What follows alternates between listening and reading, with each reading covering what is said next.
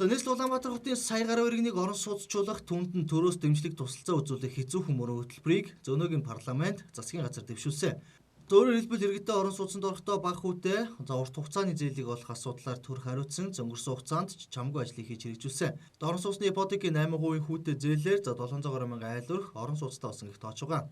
Харин сүүлийн үед орон сууцны зээлийн хүүг 5% болгох асуудал ихээхэн яригдж, иргэдийн дунд нэлээдгүй хүлээлтийг бий болгосон гэхэд болно. Тэр ч утгаараа өнгөрсөн 7 хоногийн баасан гарагт хурлдсан засгийн газрын ээлжид бус хуралдаанаар ипотекийн зээлийн хүүг 5% болгох шийдвэр гарч тусгаалсан журмыг баталсан.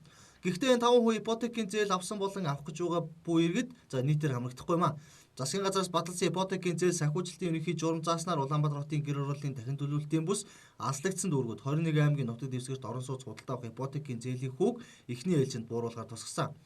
Тухайлбал нийслэлээс хэрэгжүүлж буй гэр оролтын дахин төлөвлөлтийн хүрээнд баригдаж ашиглалтанд орсон 2000 гаруй өрхийн орон сууцнд байр зээлээр авбал зөвхөн 5% байх юм.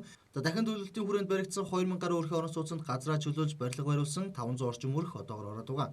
Үлдсэн 1500-аар айлын байрыг барилгын компаниуд борлуулж барилга барихад зарцуулан хөрөнгө эргүүлж болох юм а.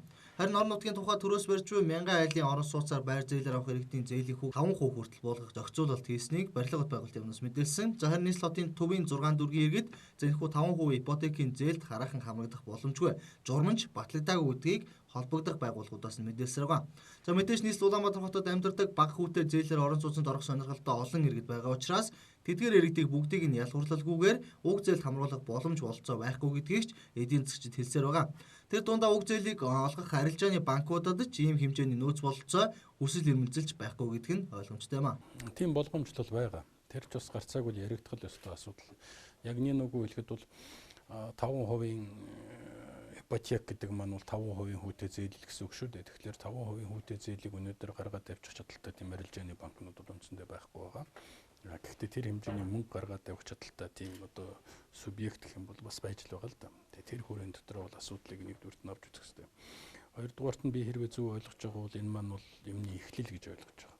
Тэр ч утгаараа бол ямар ч улсан хөдөө орон нутгаас эхэлье гэж. Хөдөө орон нутагт бол яг өнгөрсөн 4 жилийн хугацаанд 1000 орон сууцны хөтөлбөр гэж хэрэгжүүлсэн. Жилд нэг ойролцоогоор 300 200 хэд 300-аад орон сууц бариад байгаа шүү дээ.